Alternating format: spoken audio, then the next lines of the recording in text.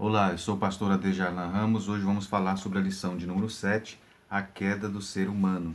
Estamos estudando sobre o homem, o ensino bíblico acerca do homem. A lição de hoje, ela aborda sobre a queda do ser humano.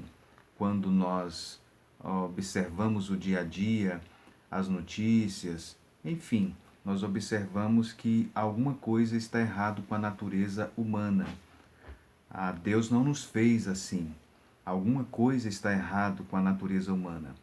A palavra de Deus, ela nos mostra o evento chamado, que nós chamamos de queda. É a doutrina bíblica acerca da queda humana. A doutrina bíblica da queda humana, ela é uma doutrina fundamentada nas Escrituras. Nós podemos constatar isso ao longo da Bíblia. Bem, primeiramente vamos começar definindo o que é a queda humana ou a queda da raça. Bem, nós podemos definir a queda do homem como o pecado cometido por Adão e Eva enquanto se achavam no paraíso. Em consequência, eles foram expulsos da presença de Deus, perderam a imortalidade física e viram-se destituídos da glória de Deus. A queda é conhecida ainda como pecado original e culpa federal, por serem Adão e Eva não somente progenitores da raça humana, como também os seus representantes. Então é isso que nós chamamos então de queda do homem. É um ensino bíblico, né? Nós podemos ver que está fartamente fundamentado nas Escrituras. Bem, a doutrina da queda, ou a queda do homem, ou a doutrina do pecado, se nós fizermos um estudo e atentarmos para o que várias religiões ensinam, nós vamos encontrar alguns ensinos distorcidos das Escrituras. Por isso, a importância de nós vermos este assunto do ponto de vista, então, bíblico. O ensino acerca do pecado, a doutrina do pecado ou da queda, a forma como nós entendemos no cristianismo, ela está ausente em algumas religiões. As religiões, por exemplo, afro-brasileiras e no kardecismo, espiritismo kardecismo, eles, na realidade, não creem na doutrina do pecado ou na doutrina da queda conforme as escrituras nos ensinam. No candomblé, por exemplo, existe o erro, mas não o pecado. No kardecismo, a doutrina gnóstica que afirma que a matéria física é má é a chave que eles utilizam para entender o que vem a ser pecado. Então, na visão deles, quanto mais o espírito for ligado à matéria física, mais ele está emaranhado no mal. Os espíritos impuros são encarnados em mundos mais materiais, enquanto os espíritos mais puros conseguem encarnações em mundos superiores, onde há menos ligação com a matéria física. Através então da reencarnação, os espíritos entram em vários mundos onde são purificados ao passarem pelas tribulações da vida. No islamismo, a natureza humana, ela não é pecaminosa. Segundo a visão islã, as pessoas não nascem em pecado. Eles pecaram no Éden ao comer do fruto proibido, mas este pecado não foi algo realmente importante, pois se arrependeram e foram perdoados. Essa é a visão islâmica. Na visão naturalista, o naturalismo filosófico, ele inclui muitas filosofias que têm noções diferentes da natureza do homem. Não podemos dizer que atualmente existe um consenso entre os sistemas naturalistas quanto à origem do ser humano a partir dos animais inferiores através do processo evolutivo, como foi preconizado pelo darwinismo. Então, assim, os atributos da natureza humana, eles se desenvolveram pelo mecanismo da seleção natural, ou seja, por meio da sobrevivência dos mais aptos. Por isso, os conceitos então de bem e mal, justiça e pecado, segundo esta visão filosófica naturalista, são meramente convenções que a sociedade adotou e que ajudaram a raça humana a sobreviver. Na visão panteísta, hinduísmo e nova era, nós podemos observar que a questão do problema do mal não é colocada em termos de um problema ético, mas é visto como um problema ontológico. Por exemplo, os adeptos da nova era negam cabalmente que o ser humano seja pecador. Eles negam que exista uma distinção entre o bem e o mal. Bem, então, é claro que aqui de forma sucinta, não temos como ver todas as religiões, mas deu para a gente ver como é que diversas crenças religiosas, eles ensinam acerca do mal, acerca do problema, então, do mal, acerca da queda. Bem, a nossa revista inicialmente comenta acerca do livre-arbítrio do ser humano e comenta também acerca da soberania divina. Na revista é definido o que é o livre-arbítrio, o dom que recebemos de Deus, através do qual nós podemos desimpedidamente escolher entre o bem e o mal. Nós temos aí na revista as referências bíblicas. Sem o livre-arbítrio não seríamos seres autônomos, conscientes da nossa própria existência e também do nosso lugar no universo criado por Deus. E depois também se define a soberania divina. A soberania é o direito absoluto, irrestrito e inquestionável que possui Deus sobre toda a criação. Bem, Deus então age conforme lhe aprouver e logo em seguida há um comentário que não há incompatibilidade entre o livre-arbítrio e a soberania divina. A soberania divina não é algo despótico, tirânico, porque todas as ações de Deus elas estão baseadas no amor, na justiça e na sabedoria, mesmo que nós não compreendamos então do momento, né? Bem, devemos então atentar para esses conceitos que foram colocados inicialmente na revista. Então, aí entra um terceiro elemento, que é a questão da responsabilidade humana. Entre o livre-arbítrio e a soberania divina, encontra-se a nossa responsabilidade, né? Deus, ele faculta-nos o direito de obedecer-lhe, mas ele nos chamará um dia à prestação de contas. Nós temos vários textos bíblicos que nos mostram isso. Então, nós não podemos, então, dizer que há incompatibilidade entre o livre-arbítrio e a soberania divina. É uma dicotomia, mas é uma dicotomia harmônica. Um instituto não elimina o outro. Bem, logo em seguida, na segunda parte do comentário, é comentado então acerca da queda, né? Acerca da queda, a doutrina, o ensino bíblico acerca da queda.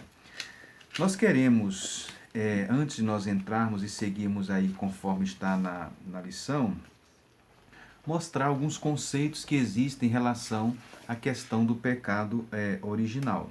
Se nós fizermos uma análise teológica acerca do pecado original, nós vamos observar que vários modelos foram tentados encaixar, né, nos parâmetros das Escrituras. Primeiro nós temos o conceito, por exemplo, judaico, a teoria predominante das duas naturezas, a natureza boa e a natureza má. Os rabinos, inclusive, eles debatiam sobre a idade em que esses impulsos se manifestavam, e se o impulso mau é realmente iniquidade ou apenas um instinto natural. Também houve a visão do agnosticismo, ou seja, segundo essa visão, não há evidências bíblicas suficientes para uma teoria detalhada do pecado original. É claro que nessa visão, então, seria meramente uma especulação filosófica. O pelagianismo enfatiza fortemente a responsabilidade pessoal na oposição à frouxidão moral.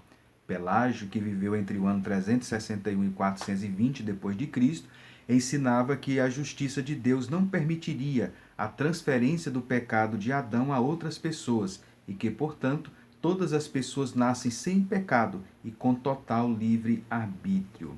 Nesse caso, o pecado então é disseminado exclusivamente na visão do pelagianismo, através o pecado é disseminado exclusivamente através do mau exemplo.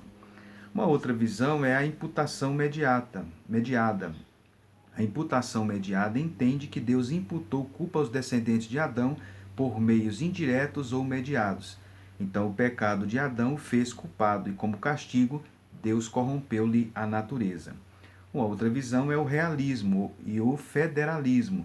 São as teorias, na realidade, mais importantes. O realismo sustenta que o tecido da alma de todas as pessoas estava real e pessoalmente em Adão, ou seja, nós estávamos seminalmente presentes, né, segundo o conceito do traducionismo da alma. Nós estávamos então participando do fato do seu pecado. Cada pessoa então é culpada porque na realidade cada uma pecou, né? Então o realismo e também o federalismo.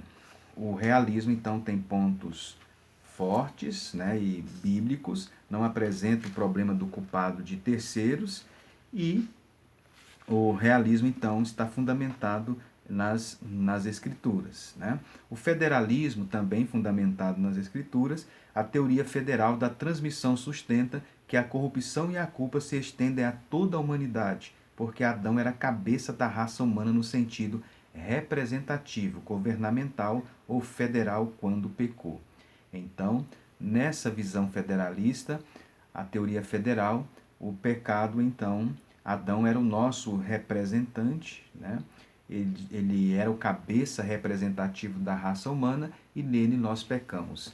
Então, nós nos tornamos pecadores não somente porque nós estávamos em Adão, fomos representados por Adão, mas porque nós pecamos também individualmente, né? Ou seja, nós herdamos a natureza pecaminosa, de forma que quando chega o momento de escolhermos o pecado, inevitavelmente nós escolhemos o pecado.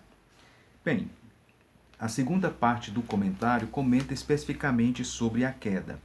A queda é um evento histórico e literal, né? Nós podemos observar aí no comentário a possibilidade da queda.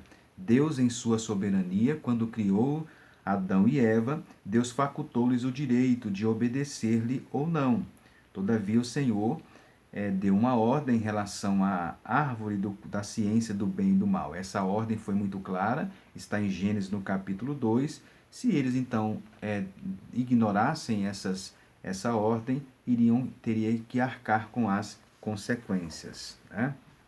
Então, Deus criou nós temos a possibilidade então da queda.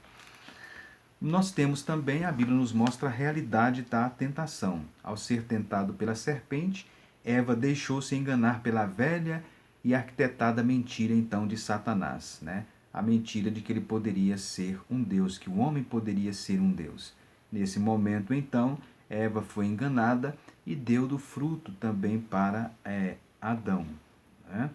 E assim houve então a realidade da tentação. A tentação então é uma realidade, né? Satanás nos é apresentado dessa forma nas Escrituras. 1 Pedro 5, 8, 9 nos apresenta como um verdadeiro inimigo, e 2 Coríntios 11, 3 a Bíblia fala sobre as suas astúcias. Bem, em terceiro lugar, a revista comenta acerca da historicidade da queda. Ou seja, a narrativa da queda do ser humano, ela é uma narrativa literal, né? Não é um mito, não é um elemento mitológico, é um relato histórico. Nós temos que aceitar, nós vemos nas Escrituras a literalidade do texto de Gênesis, mostrando-nos assim a historicidade então da queda.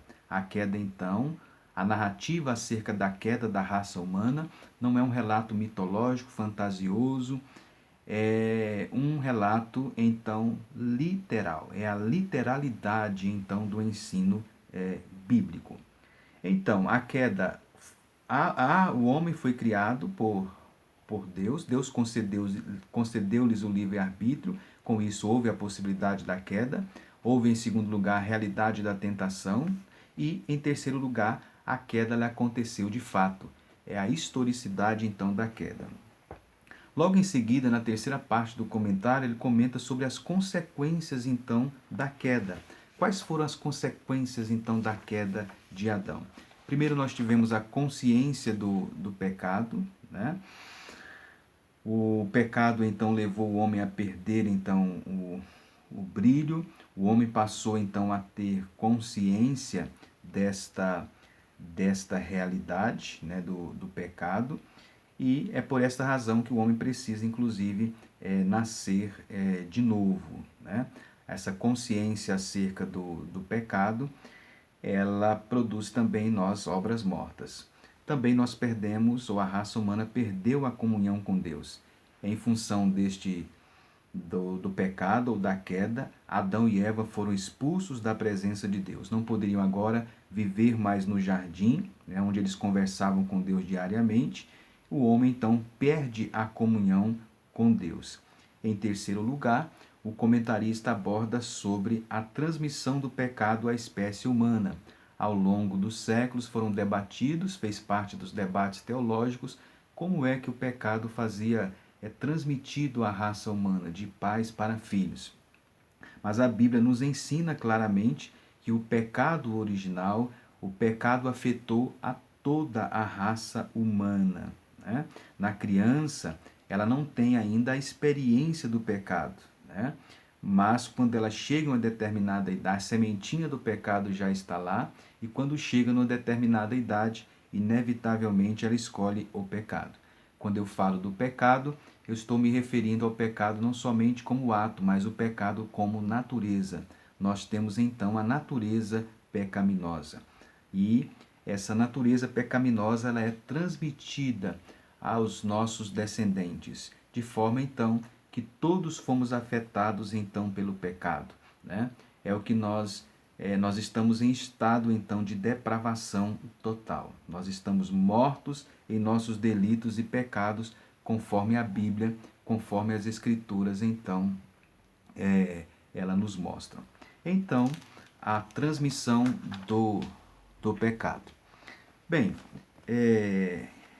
dá para vocês verem, então, que este ensino ele é bíblico, está fartamente fundamentado nas Escrituras. Nós devemos atentar e também deve alertar em sala que alguns dados bíblicos a respeito da origem do pecado, devemos enfatizar que o pecado ele não se pode considerar Deus como seu autor. Deus não é o autor do pecado. Tiago 1 e o versículo 13 e Jó 34 e o versículo 10. O pecado ele originou-se no mundo angélico e o pecado também depois passou a ter origem na raça humana. A Bíblia nos mostra que na raça humana o pecado ele passou a ter início com a transgressão de Adão no paraíso. Portanto, foi um ato perfeitamente voluntário da parte do homem. Então, são esses os três ensinos principais em relação à origem do pecado.